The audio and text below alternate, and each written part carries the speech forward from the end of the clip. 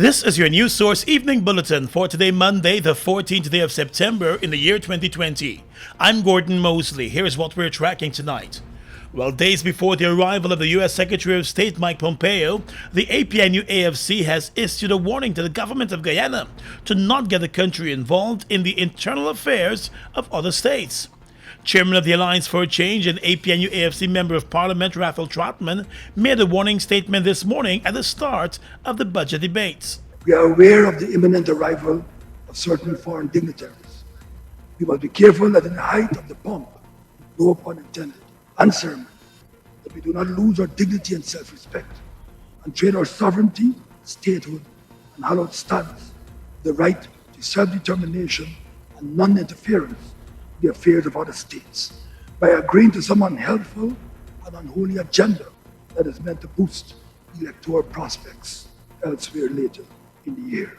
When the U.S. Secretary of State arrives in Guyana later this week for a two-day visit, he will become the highest-ranking U.S. government official to visit this country in more than 3 decades. No agenda has been made public for the two-day meeting, but it is coming at a time when the U.S. government has been stepping up pressure on Venezuela's President Nicolas Maduro to step down. Guyana's position on the issues in neighboring Venezuela has always been to not interfere in the internal affairs of the country. Mr. Trotman said as Guyana is currently before the International Court with Venezuela on the border issue, there should be no action that could hinder that process.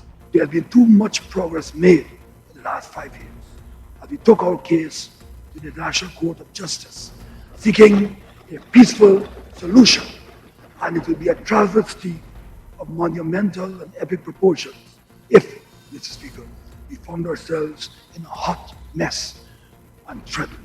Despite the U.S. government's decision to not recognize the Maduro presidency and the announcement of a wanted bulletin for him along with issuance of several sanctions, Maduro still sits comfortably as the Venezuelan president, enjoying the support of a number of Latin American and other world leaders.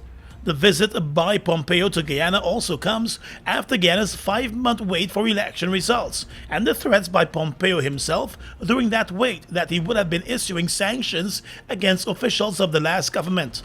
Although he announced sanctions, it appears as though those sanctions were never actually issued. Pompeo was one of the loudest voices on Twitter, pressing the former APNU-AFC administration to concede the 2020 elections. In a visit earlier this year to Jamaica, Mr. Pompeo ruffled the feathers of a number of CARICOM leaders after he did not extend an invitation to many of the regional leaders to be part of the meetings in Jamaica. During his visit to Guyana, he is expected to hold talks with President Irfan Ali, Foreign Minister Hugh Todd, and the CARICOM Secretary General. More news coming up in a moment. Falls, the official distributors of Castrol Marine, Mining and Power Gen lubricants in Guyana, now has in stock CRB engine oils, high-spin hydraulic oil, Vecton semi-synthetic truck oils, and Sultex cylinder oils. For the best prices, check our dealers countrywide or visit Falls Gas Station at Land of Canaan, East Bank, Demerara, or call the commercial manager on 608-4998. Castrol, it's more than just oil, it's liquid engineering. Guyana, we've been through it all. But as a people we have weathered every storm and risen to every challenge. Because it is the people of Guyana that gives it its strength. all the people, regardless of race, class, or religion. We are one people, one strength. And now is our time. A time to rise. Together, we rise.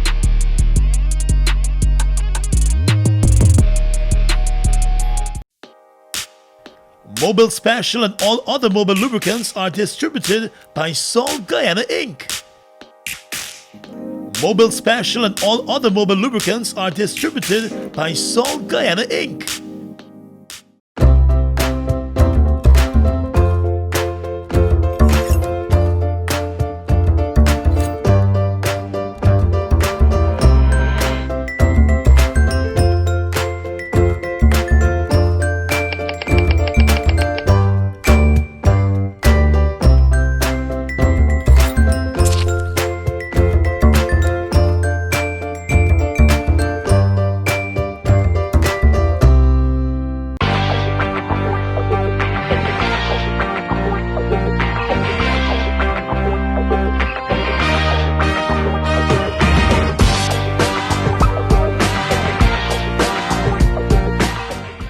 Welcome back.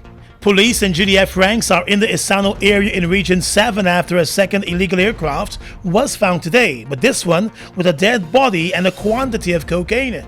The aircraft was found close to the Isano airstrip, just hours after the discovery of the first aircraft at 9 miles Isano. According to police sources close to the probe, it appears as though the plane with a dead body crashed sometime yesterday, and the second Brazilian registered aircraft was sent in to rescue survivors. Only one survivor may have been found, since when that plane was found, there were 3 persons on board, including the pilot of the plane that was later discovered with a dead body and cocaine. 3 foreigners are in custody. 2 are Brazilians and 1 is a Venezuelan national. They reportedly told investigators that they were flying over the Suriname when they crash-landed in Guyana. But now investigators are suspicious of that story and believe the 3 men might have been moving the cargo from the plane that was found with a dead body and cocaine. Although cocaine was found on the plane with that dead body, there are reports that a quantity of gold and US currency were also being transported at the time of the crash. The 3 arrested men have been speaking with police through an interpreter. Investigators believe that Guyana might have been the intended destination of both planes, and there was no onward trip to Suriname. A full investigation is underway tonight. The Guyana Police Force has announced that as it continues its probe of the double murder of teenage cousins Joel and Isaiah Henry, it has released all of the suspects who were initially held. The force has, however, indicated that the suspects have to make scheduled visits to the Blairmont police station. 2 other suspects are now being sought. In an update of the probe this evening, the police force said at the beginning of the probe, the investigators were confronted with some challenges as it relates to accessing the crime scene with the roads being blocked. However, once the ranks underground ensured safe passage for the investigators and crime scene ranks, preliminary findings show that the bodies of the Henry boys were discovered at a secondary crime scene, meaning the murders were not committed where the bodies were found. Based on the probe so far, the police said persons moved the bodies after the murder and placed them at the locations where they were subsequently discovered. The force explained that forensic evidence has been gathered from the scene of the discovery. The evidence was identified, collected, preserved, and submitted to the Guyana Forensic Laboratory for DNA analysis to be conducted. The DNA samples, according to the police, were also collected from the suspects who were in custody and sent for a comparative analysis to be conducted against the forensic evidence collected from the secondary crime scene. Results are expected within 3 weeks. The force said its investigators are actively in search of the primary crime scene, which would greatly assist in the probe, as the primary crime scene will have an abundance of evidence linking the perpetrators to the crime. The force said the investigators are all actively following up every lead and information received from members of the public who have come forward to assist with the investigations. Calls for justice became the rallying cry for the thousands of persons who gathered yesterday in Georgetown along the east coast of the Marara and then on the west coast of Berbice to bid their farewell to Isaiah and Joel Henry, the 2 teenage cousins who were found murdered in the Cotton Tree Back Dam last Sunday. President Irfan Ali and opposition leader Joe Harmon were among those who gathered at the funeral parlor to pay their final respects. At the farewell ceremony at Parade Ground, several tributes were paid. To the families and loved ones of those young men who were taken so brutally and far too soon, there is a way in which we are speechless and in the face of your sorrow and pain. We do not know that there are words we could offer that would bring comfort to you at this time. So we come with our hearts open to each other. The murders of Joel, Isaiah, and Harish did not occur in a vacuum, and the reaction to their awful, brutal deaths did not occur without context. We collectively have all contributed to the creation of this horribly deformed society we call Guyana, which has enabled the perpetrators of these gruesome murders to feel sufficiently secure that they could engage in such acts of barbarity. The responsibility for legal justice in a civilized society falls primarily under the various arms of the state. And today it is to them we look, as we call on them, rightly so, to spare no resource in ensuring all reasonable efforts are made to bring legal justice to Joel and Isaiah. Member of Parliament and former Minister of Government Nicolette Henry, who is related to the two teens, in a statement yesterday at the parade ground service, said there is a need for prejudices to end in the country. Today is exactly 1 week since the family would have learned the death of Joel and Isaiah. They've lost their lives. And I say loss because their death is another example of how brutal and evil our society can be.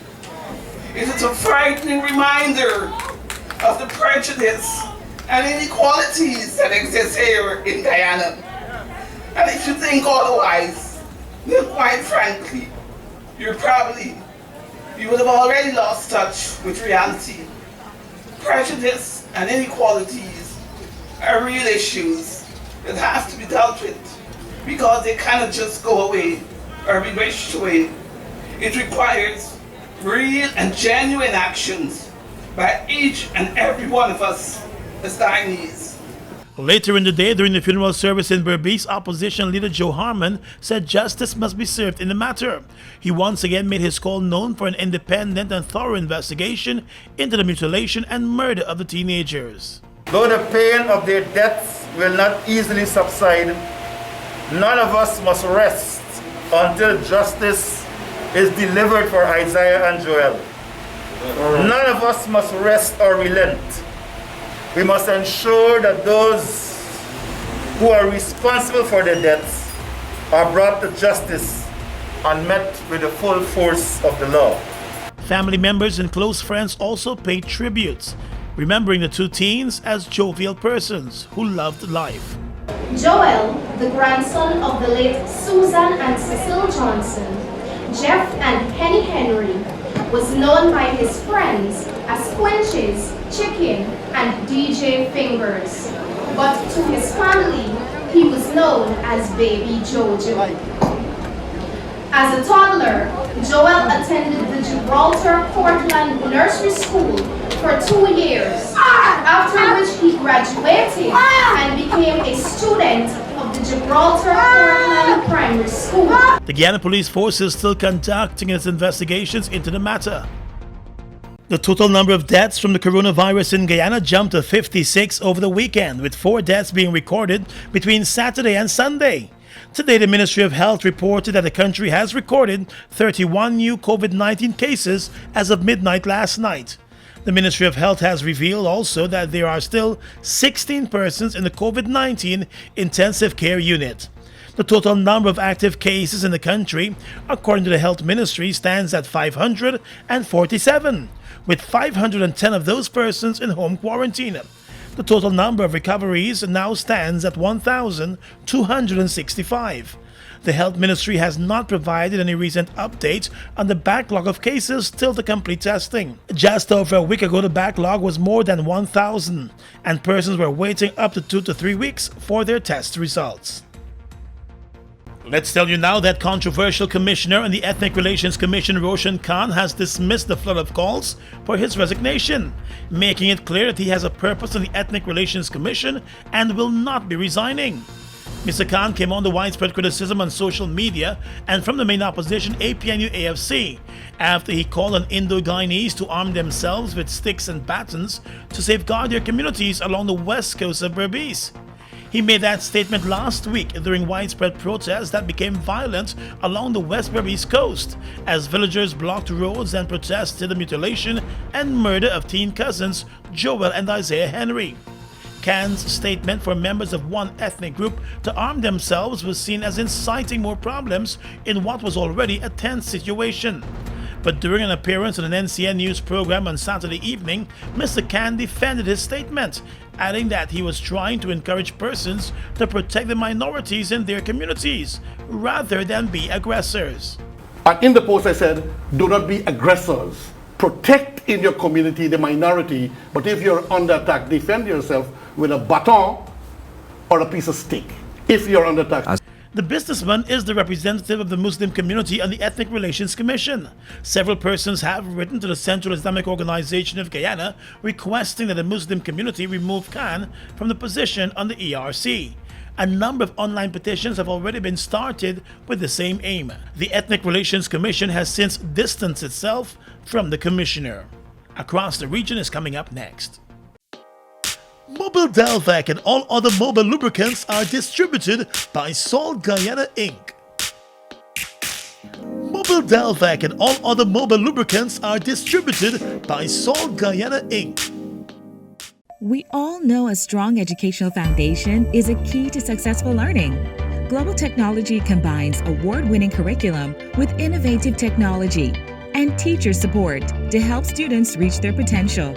Our online platform creates an engaging learning experience. Using any device, you can be a part of amazing class discussions, collaborate with others, and have access to virtual learning software. With our multiple payment methods, you will never have to leave home. Find out how Global Technology can allow you to learn anything, anywhere, at any time.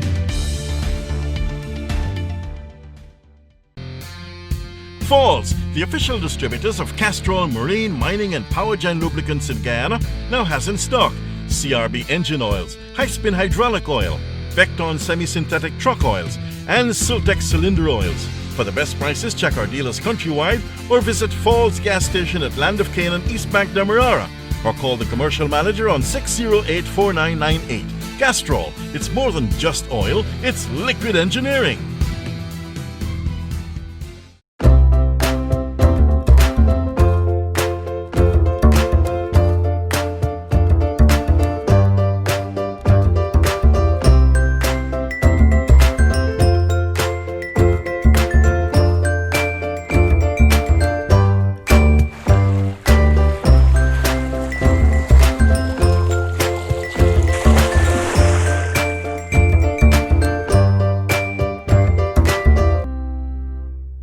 We are legions of men standing strong, but never too proud to stoop and help someone. We must send a clear signal to all.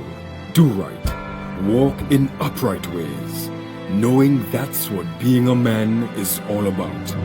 And ever aware that things will only get worse when good men do nothing. Stand strong, be the one to live right. Mobil Delvac and all other mobile lubricants are distributed by Salt Guyana Inc. Mobil Delvac and all other mobile lubricants are distributed by Salt Guyana Inc. Across the region right now, US-based carrier JetBlue is set to launch major Caribbean expansion in November with new routes from Aruba to St. Martin. In a recent announcement, the airline said that starting the 19th of November, it will be launching 7 new non-stop routes to the wider Caribbean, all out of Newark Liberty International Airport. The new routes will include 1 daily flight to Aruba, 2 daily flights to Cancun, 1 daily flight to Montego Bay in Jamaica, 1 daily flight to Nassau in the Bahamas, 1 daily flight to Turks and Caicos, 1 daily flight to Punta Cana in the Dominican Republic, and another daily flight to St. Martin. The airline said the new routes are aimed at immediately generating cash and capturing traffic on a variety of new non-stop routes, many never flown before by JetBlue. Venezuelan President Nicolas Maduro announced over the weekend that a U.S. spy was captured near 2 oil refineries in the country's northwestern state of Falcón. He said the man was serving as a Marine on CIA bases in Iraq, and he gave no further details. The U.S. has so far made no public comment on the issue. Separately, Mr. Maduro said that the Venezuelan authorities had recently foiled a plot to cause an explosion at the El Palito refinery in the northern state of Carabobo. He did not elaborate on that issue. And finally tonight, international news. At least 25 members of parliament in India have tested positive for coronavirus, according to media outlets there, with some reporting the number may be as high as 30. The testing took place before parliament returned to session earlier today for the first time since the outbreak began. A number of other safety measures have also been put in place for the delayed start to the monsoon session of Parliament, which normally takes place in July with screens placed between MP seats. India has the second highest number of coronavirus cases in the world, with more than 4.8 million confirmed infections. The country recorded over 90,000 new daily cases yesterday. And that's your News Source Evening Bulletin for tonight. I'm Gordon Mosley reporting.